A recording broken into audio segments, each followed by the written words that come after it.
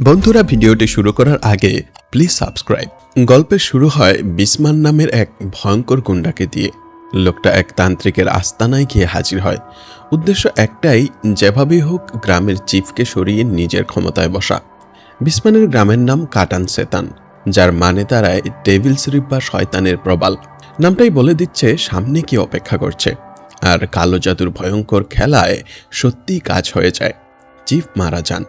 বিসমান নিজেই গ্রামের নতুন প্রধান হয়ে যায়, আর ক্ষমতা পেয়েই তার আসল রূপ বেরিয়ে আসে। গ্রামবাসীদের উপর শুরু হয় ভয়ানক অত্যাচার।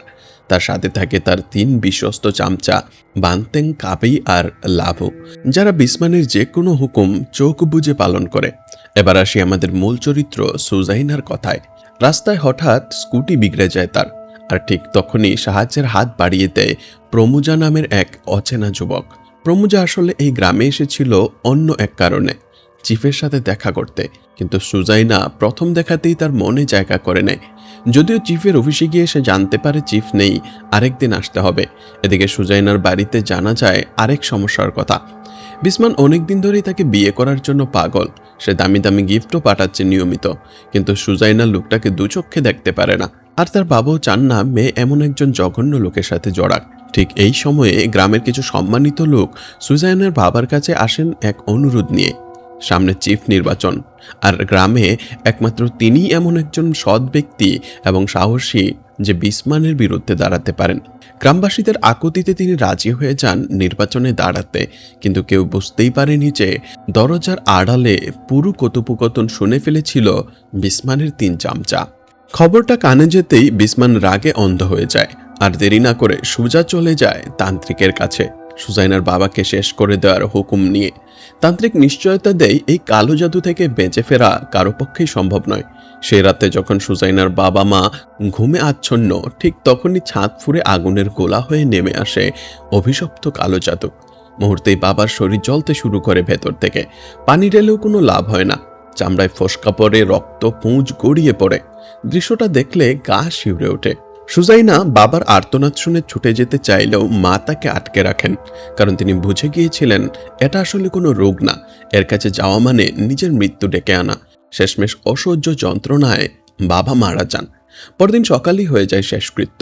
ঠিক তখনই বিসমান খবর পায় যে তার স্ত্রী সুরা সুজাইনার বাড়িতে গেছে। আর বিসমান জানত সুরা অত্যন্ত সৎ একজন মানুষ। সে নিশ্চয়ই সব সত্যি বলে দেবে। ভয় পেয়ে 3 গুন্ডাকে পাঠায় সুরাকে জোর করে ফিরিয়ে আনতে। কিন্তু ততক্ষণে অনেক দেরি হয়ে গেছে। সুরা সব সত্যি বলে দিয়েছে সুজাইনাকে। আগের চিফ থেকে শুরু করে সুজাইনার বাবা সবাইকেই বিসমানি কালো জাদু করে মেরেছে। এরপর 3 গুন্ডা এসে হাজির হয়। সুরাকে জোর করে ফিরিয়ে নিতে চায়। সুরা রাজি হয় না, উল্টো নিজেকে বাঁচাতে ছুরি তুলে নেয়। দস্তাদস্তির মধ্যে বান্তেং তাকে ধাক্কা দিলে সুরা দেয়ালের সাথে আছড়ে পড়ে, আর দেয়াল থেকে বেরিয়ে থাকা একটা পেরেক সরাসরি তার মাথায় গেঁথে যায়। মুহূর্তেই সুরার মৃত্যু হয়। এই দৃশ্য দেখে সুজাইনা ভয়ে দৌড়াতে শুরু করে, আর 3 গুন্ডাও বাইক নিয়ে তার পিছনে। দৌড়াতে দৌড়াতে সুজাইনা এসে পৌঁছায় এক পাহাড়ি খাদের কিনারায়, যার নিচে গভীর ঝর্ণা। গুন্ডারা ঘিরে ফেলে। ভয়ে দিশেহারা সুজাইনা পা পিছলে সোজা পড়ে যায় নিচের খাদে। নিচে পড়ে থাকা একটা ভাঙা গাছের ডালের ধারালো অংশ তার কোমর আর পিঠ ফুঁড়ে দেয়। রক্তাক্ত অবস্থায় সে পড়ে থাকে সেখানে। 3 গুন্ডা ব্যর্থ হয়ে ফিরে যায় বিসমানের কাছে। অবাক ব্যাপার হলো, নিজের স্ত্রীর মৃত্যুতে বিসমানের বিন্দুমাত্র কষ্ট হয় না। তার চিন্তা শুধু একটাই, সুরা কি সুজাইনাকে সত্যিটা বলে দিয়েছে? কাবি তাকে মিথ্যা বলে আশ্বস্ত করে যে কিছুই বলা হয়নি। বিসমান তখন নির্দেশ দেয় সুজাইনা জীবিত হোক বা মৃত, তাকে খুঁজে বের করতেই হবে। এদিকে নদীর স্রোতে ভেসে যাচ্ছিল বেহুশ সুজাইনার দেহ। পাথরে ধাক্কা খেয়ে খেয়ে হাড়গোড় ভাঙছিল একে একে। ঠিক তখনই নদীর তীরে ধ্যানরত অবস্থায় তাকে দেখতে পায় প্রমোজা। দেরি না করে তাকে তুলে নিয়ে যায় পরিচিত গায়ত্রী আন্টির কাছে। গায়ত্রীর বাড়িতে বাবুক নামের এক কাজের লোকও থাকতো। গায়ত্রী পরীক্ষা করে জানান সুজাইনার আঘাত গুরুতর। হাড় জোড়া লাগতে অনেক সময় লাগবে, কিন্তু শারীরিক আঘাতের চেয়েও যে মানসিক ট্রমা সহ্য করেছে সেটা সারতে লাগবে আরও অনেক বেশি সময়। 2 সপ্তাহ ধরে প্রমোজা আর গায়ত্রী মিলে যত্ন করে সুজাইনার সেবা করে। অবশেষে জ্ঞান ফিরলে সে দেখে সামনে দাঁড়িয়ে গায়ত্রী, প্রমোজা আর বাবুক। পালানোর কথা মাথায় এলেও শরীর তখনও দুর্বল, তাই প্রমোজার যত্নেই আস্তে আস্তে সুস্থ হয়ে ওঠে সে। একদিন রান্নাঘরে প্রমোজার সাথে দেখা হতেই সে হেসে হেসে মনে করিয়ে দেয় তাদের আগের দেখা হওয়ার কথা। সুজাইনাও মৃদু হেসে জানায় সেই সাহায্যের কথা তার এখনো মনে আছে। এরপরই গল্পে আসে একটা বড় টুইস্ট। একদিন এক বিপর্যস্ত মহিলা তার সন্তান নিয়ে গায়ত্রীর কাছে আসে সাহায্য চাইতে। স্বামীর অত্যাচার থেকে বাঁচতে সে চায় গায়ত্রী কালো জাদু করে তার স্বামীকে সরিয়ে দিক। আড়াল থেকে এই কথা শুনে ফেলে প্রমোজা আর সুজাইনা। প্রমোজা তো হতবাক। সে বুঝে যায় গায়ত্রী কোনো সাধারণ কবিরাজ নন, বরং একজন কালো জাদুকর। সত্যিটা জানতে সে গায়ত্রীর গোপন সাধনাগরে ঢুকে পড়ে আর সেখানে দেখতে পায় কালো জাদুর নানা ভয়ঙ্কর সরঞ্জাম। প্রমোজা এতদিন ভেবেছিল গায়ত্রী একজন সাধারণ নিরাময়কারী যার কাছ থেকে সে শিখতে এসেছে, কিন্তু এই সত্য জেনে সে ভয় পেয়ে পালিয়ে যায়। গায়ত্রী তাকে বাধাও দেয় না, বরং বলে দেয় ভয় পেলে চলে যেতে পারো। কিন্তু সুজাইনার প্রতিক্রিয়া একদম উল্টো। ভয় পাওয়ার বদলে তার চোখে জ্বলে ওঠে প্রতিশোধের আগুন। সে গায়ত্রীর পায়ে ধরে অনুরোধ করে তাকে কালো জাদু শিখিয়ে দিতে, যাতে বিসমান আর তার বাহিনীকে সে নিজের হাতে শাস্তি দিতে পারে। গায়ত্রী সাবধান করে দেয়, একবার এই অন্ধকার জগতে পা রাখলে ফেরার পথ নেই। মৃত্যুর পর জায়গা হবে সরাসরি নরকে। কিন্তু প্রতিশোধের নেশায় অন্ধ সুজাইনা কিছুতেই পিছপা হয় না। আসলে গায়ত্রী বহুদিন ধরেই এমন একজন যোগ্য উত্তরসূরি খুঁজছিলেন যাকে তিনি তার সব জ্ঞান দিয়ে দিতে পারেন। প্রমোজাকে দিয়ে সেই আশা পূরণ হবে ভেবেছিলেন, কিন্তু তার মন ছিল অনেক নরম। এরপর গায়ত্রী সুজাইনাকে জানায় এক চমকে দেয়া সত্যি। সেই পাহাড়ি ঝর্ণায় পড়ে যাওয়ার পর সে আসলে মারাই গিয়েছিল। গায়ত্রী নিজের শক্তি দিয়ে তার আত্মাকে শরীরের সাথে বেঁধে রেখেছিলেন। ফলে সুজাইনার আত্মা এখন মর্ত আর পরলোকের মাঝামাঝি এক জগতে আটকে আছে। আর এই কারণেই সে এখন সব আত্মা, জিন, প্রেতাত্মা স্পষ্ট দেখতে পায়। এমনকি বাবুক, যাকে সবাই সাধারণ কাজের লোক ভাবে, সে আসলে একটা জিন। ছোট কাজে কাক বলি দিয়ে, বড় কাজে ছাগল বলি দিয়ে তাকে সন্তুষ্ট রাখা হয়। এরপর শুরু হয় সুজাইনার সাধনা। প্রথম ধাপ শ্বেত উপবাস। টানা 7 দিন 7 রাত না ঘুমিয়ে না খেয়ে চোখের পাতা এক না করে দাঁড়িয়ে থাকা। এরপর সমুদ্রে স্নান করে মন্ত্র জপ। তারপর এক অন্ধকার গুহায় 40 দিনের ধ্যান। 40 দিন শেষ হতেই গুহা থেকে বেরিয়ে আসে অসংখ্য জিন, আর তাদের মধ্য থেকে এমন একজন সুজাইনার সামনে আসে যার সাথে তার আত্মা মিলে যায়। সেই জিন তার হাতে তুলে দেয় এক অভিশপ্ত খঞ্জর, যার সাথেই জড়িয়ে থাকবে তার সব কালো জাদুর শক্তি। সব ধাপ পার করে সুজাইনা হয়ে ওঠে এক পূর্ণাঙ্গ কালো জাদুকরী। এদিকে প্রমোজা তখনও বাবার খুঁজে ঘুরছে। বিসমানের কাছে বাবার নাম বলতেই সে রেগে যায়, বলে তোমার বাবা একজন জঘন্য মানুষ ছিল আর অনেক আগেই মারা গেছে। প্রমোজাকে অফিস থেকে তাড়িয়ে দেয় সে। সাধনা শেষে সুজাইনা গ্রামে ফিরে গিয়ে দেখে তার মা মেঝেতে পড়ে কাঁপছেন, শরীরে ভীষণ জ্বর। মা কেঁদে বলেন সুজাইনা নিখোঁজ হওয়ার পর থেকে বিসমানের 3 গুন্ডা প্রতিদিন এসে জোর করে রান্না করত, আর খাবারে সামান্য গন্ডগোল হলেই মারধর করত। সুজাইনার চোখের সামনেই মা শেষ নিঃশ্বাস ত্যাগ করলেন। এবার সুজাইনার ভেতরে শুধু একটাই আগুন, প্রতিশোধ। কবরস্থানে মায়ের দাপনের পর হঠাৎ প্রমোজার সাথে দেখা। সেও এসেছিল বাবার কবর খুঁজতে। মায়ের মৃত্যুর কথা শুনে গভীর শোক প্রকাশ করে সে। কথায় কথায় সুজাইনা জানায় সে প্রমোজকে ভালোবাসে। প্রমোজাও স্বীকার করে যে প্রথম দেখাতেই তার মন কেড়ে নিয়েছিল সুজাইনা। ঠিক তখনই সেখানে এসে হাজির হয় বিসমান, একদম অজান্তে যে সুজাইনা এখনো জানে না সত্যিটা। এই ভেবে সে বিয়ের প্রস্তাব দেয়। সুজাইনা মনে মনে একটা ফাঁদ পেতে রাজি হয়ে যায়, তবে শর্ত জুড়ে দেয়। আগে কাবি, লাবু আর বান্তেংকে শাস্তি দিতে হবে, আর বাবাকে যে মেরেছে তাকে খুঁজে সামনে আনতে হবে। বাইরে থেকে এই কথা শুনে ফেলে 3 গুন্ডা আর ভয় পেয়ে যায়। যদি বিসমান সত্যি তাদের উপর কালো জাদু চালায়, এইভাবে বান্তিং সিদ্ধান্ত নেয় বিসমানকে সুযোগ না দিয়ে সে আগেই সুজাইনাকে শেষ করে দেবে। কিন্তু সে জানতো না সুজাইনা আগে থেকেই ফাঁদ পেতে রেখেছে। ঘরে ঢোকা মাত্র শূন্য থেকে বেরিয়ে আসে এক বিষধর খোকরা। বান্তিংয়ের উপর ঝাঁপিয়ে পড়ে। প্রাণ ভয়ে দৌড়ে সে উঠে পড়ে একটা দাঁড়িয়ে থাকা ভ্যানে, কিন্তু সাপ সেখানেও ঢুকে পড়ে সোজা তার প্যান্টের ভেতর। ভয়াবহ যন্ত্রণায় নিয়ন্ত্রণ হারিয়ে ভ্যান দুর্ঘটনায় পড়ে। বান্তিং কোনো রকমে বের হয়ে আসে গাড়ি থেকে, কিন্তু সুজাইনা তখনও থামেনি। নিজের ক্ষমতায় ভ্যানটা শূন্যে তুলে সরাসরি ফেলে দেয় বান্তিংয়ের উপর। আগুন ধরে যায়, ফুয়েল ট্যাঙ্ক বিস্ফোরিত হয় এবং বান্তিং পুড়ে যায়। তবু অদ্ভুতভাবে বেঁচে থাকে সে। হাসপাতালে লাইফ সাপোর্টে থাকা অবস্থায় বিসমানকে দেখে সে কাতর অনুরোধ করে তাকে মুক্তি দিতে। বিসমান বিনা দ্বিধায় বালিশ চেপে ধরে তাকে মেরে ফেলে। ঠিক তখনই ঘরে ঢুকে কাবি আর লাভু। দৃশ্যটা দেখে ধরে নেয় বিসমান সুজাইনার প্রেমে পড়ে নিজের গ্যাংকে একে একে সরাচ্ছে। বিসমান যতই বোঝাতে চেষ্টা করুক তারা বিশ্বাস করে না।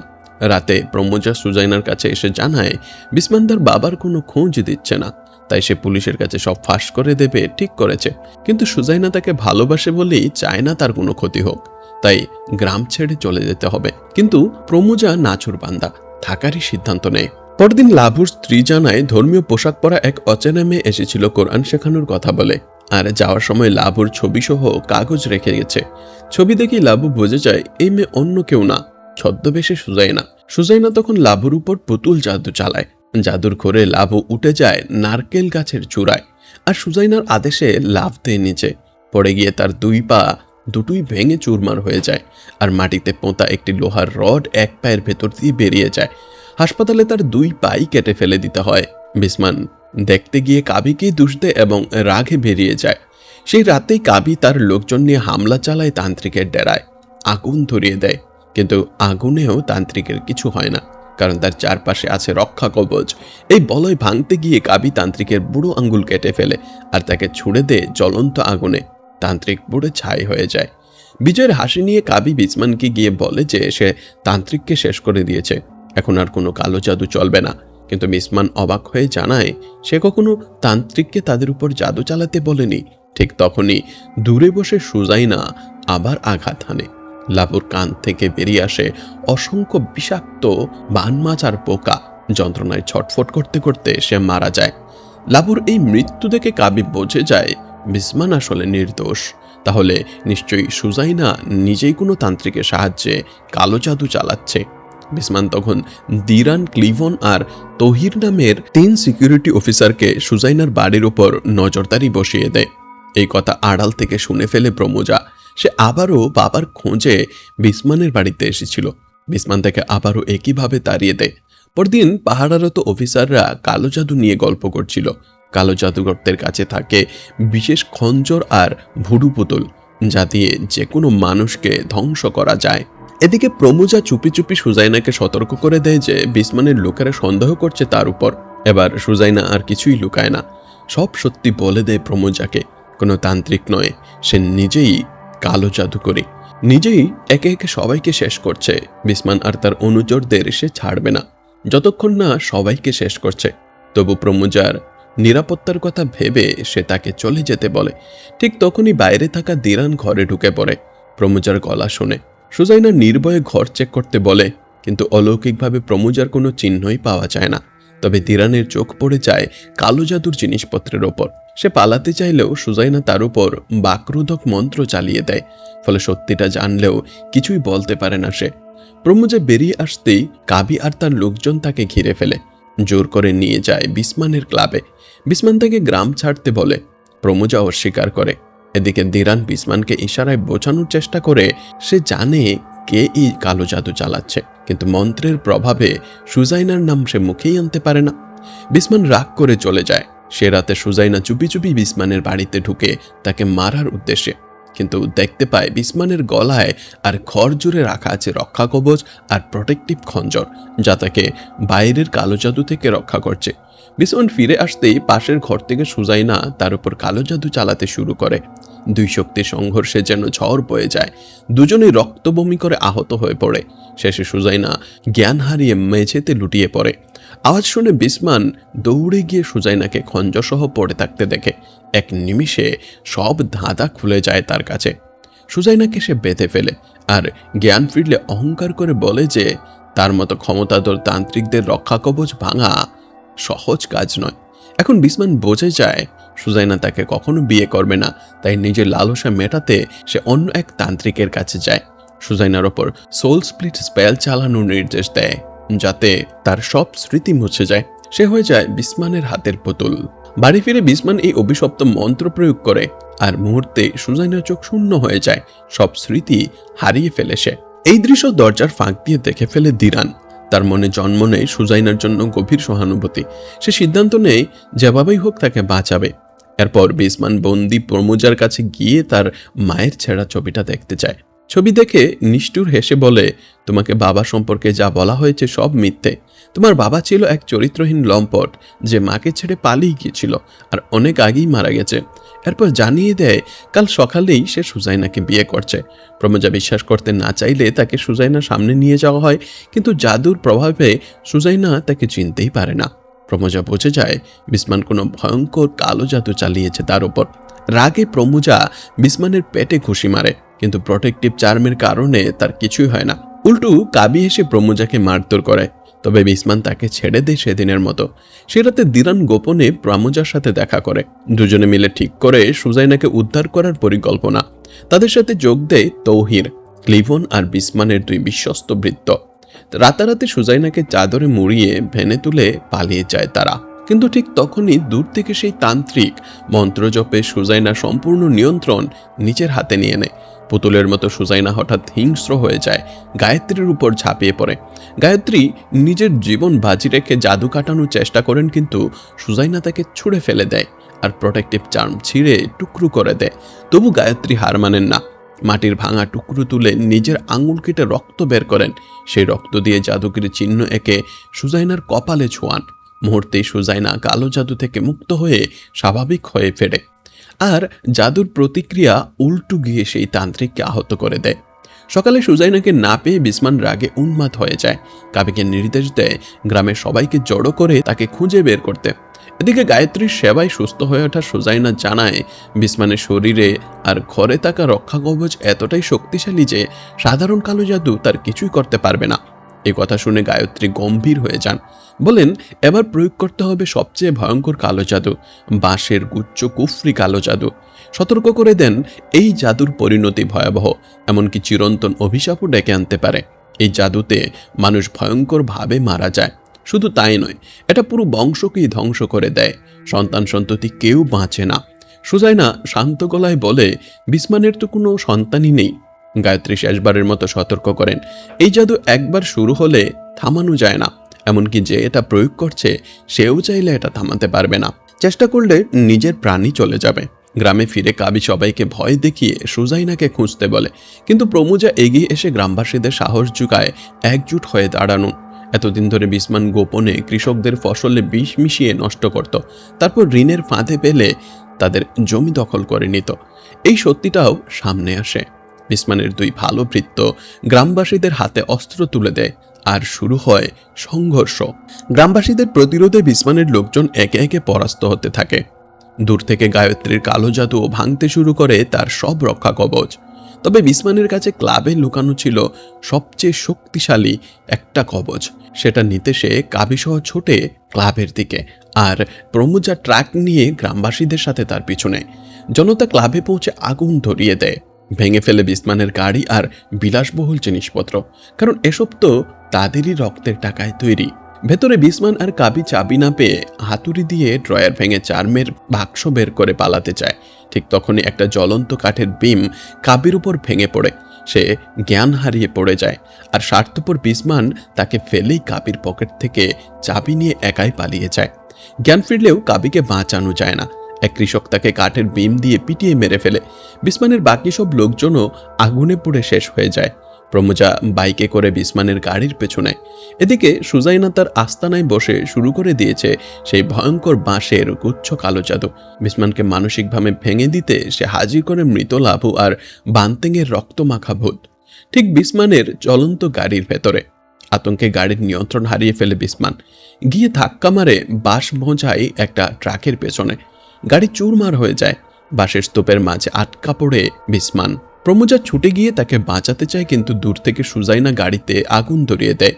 ফুয়েল ট্যাঙ্ক বিস্ফোরিত হয়, বিসমান পুড়ে ছাই হয়ে যায়। অবশেষে বাবার হত্যার প্রতিশোধ পূর্ণ হয় সুজাইনা। কিছুদিন পর কবরস্থানে দেখা যায় প্রমোজা আর সুজাইনাকে। তারা বিয়ের কথা ভাবছে একে অপরকে। ঠিক তখনই বিসমানের সেই দুই ভৃত্য এসে প্রমোজার হাতে তুলে দেয় একটা চিঠি। বিসমান মারা যাওয়ার কয়েকদিন আগে লিখে রেখে গিয়েছিল। চিঠি খুলতেই ভেতর থেকে পড়ে যায় একটা পুরনো ছেঁড়া ছবি, প্রমোজার কাছে থাকা মায়ের সেই অর্ধেক ছবির অংশ। আর সেখানে মায়ের পাশে হাত ধরে দাঁড়িয়ে আছে খোদ বিসমান। গল্পের সবচেয়ে বড় ধাক্কাটা আসে এখানেই। প্রমোজা যাকে সারা জীবন বাবা বলে খুঁজেছে, সেই পাষাণ বিসমানই আসলে তার জন্মদাতা পিতা। চিঠিতে বিসমান লিখে গিয়েছিল সে জানতো প্রমোজা তার মতো নয়, একজন সৎ ও ভালো মানুষ, তাই সে চায়নি প্রমোজা তার মতো হয়ে উঠুক। সুজাইনার হাতেই তার মৃত্যু হবে এটাও সে জানত, তাই মৃত্যুর আগে সব সম্পত্তি প্রমোজার নামে উইল করে দিয়ে গেছে, যাতে সে গ্রামের মানুষের কাজে লাগাতে পারে। সারা জীবন যাকে খুঁজেছে সেই বাবাই এত জঘন্য জেনে প্রমোজা ভেঙে পড়ে কান্নায়। কিন্তু এর চেয়েও ভয়াবহ সত্যিটা তখন আঘাত করে সুজাইনাকে। প্রমোজা তো বিসমানেরই সন্তান, মানে যে বাঁশের গুচ্ছ কালো জাদু সে বিসমানের বংশ ধ্বংস করতে চালিয়েছিল, সেটা প্রমোজাকেও রেহাই দেবে না। সেই রাতে প্রমোজা সুজাইনার কাছে গেলে দেখে সে যন্ত্রণায় ছটফট করছে, শরীর থেকে রক্ত ঝরছে। সুজাইনা দরজা বন্ধ করে দেয় আর ওপাশ থেকেই সব সত্যি বলে দেয় প্রমোজাকে। অজান্তে এমন এক অভিশাপ সে চালিয়েছে যা বিসমানের পুরো বংশ শেষ করে দেবে, আর প্রমোজাও তার শিকার হবে। কান্না ভেজা গলায় সুজাইনা বলে, প্রমোজা তুমি খুব ভালো মানুষ, আমি তোমার ক্ষতি হতে দেব না। প্রমোজাকে বাঁচাতে সে সেই ফিরিয়ে আনা অসম্ভব অভিশাপটা জোর করে নিজের দিকে ঘুরিয়ে নেয়। জাদুর সব প্রতিক্রিয়া তার নিজের শরীরে আছড়ে পড়তে শুরু করে। যন্ত্রণায় কাতরাতে কাতরাতে সুজাইনা বলে যায় সে সবসময় প্রমোজার মতো একজন ভালো মানুষের ঘরণী হতে চেয়েছিল। তার বাবাও ভালো মানুষ ছিলেন, কিন্তু পরিস্থিতি তাকে বানিয়ে দিল এক ডাইনি। মুহূর্তেই এক আগুনের গোলা ফুঁসে ওঠে তার পেট থেকে। প্রমোজার চোখের সামনেই সুজাইনার মৃত্যু হয়। বন্ধ দরজার বাইরে বসে হাউমাউ করে কাঁদতে থাকে প্রমোজা। কয়েক সপ্তাহ পর প্রমোজা গ্রামের সবাইকে জড়ো করে সত্যিটা জানিয়ে দেয় সে বিসমানের ছেলে। প্রথমে সবাই ভয় পেলেও প্রমোজা বিসমানের দখল করা সব জমি কৃষকদের ফিরিয়ে দেয়, মাফ করে দেয় সব ঋণ। খুশিতে তাকে গ্রামবাসীরা বেছে নেয় নতুন চিফ হিসেবে। আর সিনেমার শেষে সুজাইনার কবরের পাশে দাঁড়িয়ে থাকা প্রমোজা রেখে আসে তাদের পারিবারিক ছবিটা। সে যখন হেঁটে চলে যাচ্ছিল, সুজাইনার আত্মা তখনও সেখানে দাঁড়িয়ে মৃদু হেসে তাকিয়েছিল তার দিকে। প্রমোজা চোখে দেখতে না পেলেও হৃদয়ে ঠিকই অনুভব করছিল সুজাইনার সেই মিষ্টি উপস্থিতি। আর এভাবেই ভালোবাসা আর বিষাদের এক আবেগঘন পরিস্থিতিতে শেষ হয় Indonesian horror Suzzanna the way of craft.